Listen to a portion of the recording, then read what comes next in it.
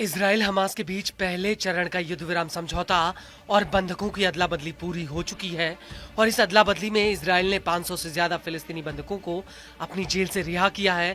बदले में हमास ने इजराइल के 9 बंधकों को रिहा किया है।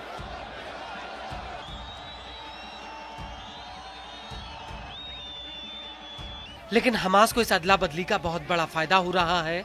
वो इसलिए क्योंकि हमास एक एक इजरायली बंधकों के बदले अपने सबसे खूंखार कमांडरों का इजराइल से सौदा कर रहा है।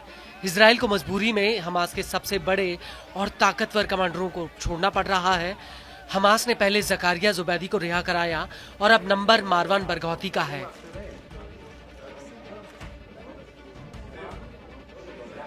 जी हाँ, हम बात कर रहे हैं फातह के वरिष्ठ नेता मारवान बरगौती की, जो साल 2002 से ही इजराइल की जेल में बंद हैं।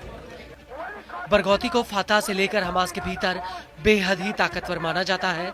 अगले चरण की अदला बदली में हमास बरगौती की रिहाई की मांग कर सकता है, लेकिन फिलहाल इजराइल उसकी रिहाई के मूड में नहीं है, क्योंकि इजराइल को इस बात का एहसास है कि अगर उसने बरगौती को रिहा किया तो वो इजराइल के लिए कितनी बड़ी मुसीबत बन सकता है।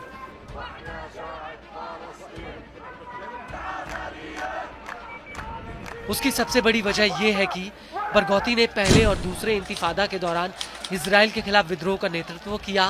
बरगौती शुरू से ही अलग फिलिस्तीन की वकालत करता हुआ आया है।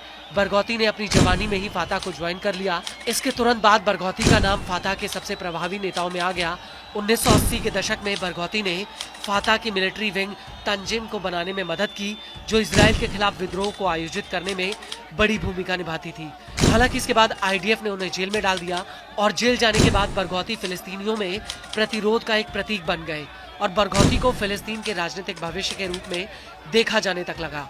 हालांकि साल 2004 में उन्हें इजरायलियों की हत्या के जुर्म में उम्र कैद की सजा हो गई। हालांकि बरगौती ने जो पहचान फिलिस्तीनियों में बनाई थी, वो सिर्फ फिलिस्तीन तक नहीं बल्कि बरगौती विदेशों में भी काफी लोकप्रिय रहे। डेशमोंड टूटू और जिमी कार्टर जैसे लोगों ने बरगौती की रिहाई की मांग की। यहाँ तक कि बरगौती को संभावित शांति दूत तक बता दिया गया। बरगौती ने फातह, हमास और इस्लामिक जिहाद को एक बैनर के नीचे लाने का काम किया और फिलिस्तीनी भी इस बात को मानते हैं कि वो बरगौती ही है जो अकेले दम पर सभी फिलिस्तीनी दड़ों को एकजुट कर सकते हैं।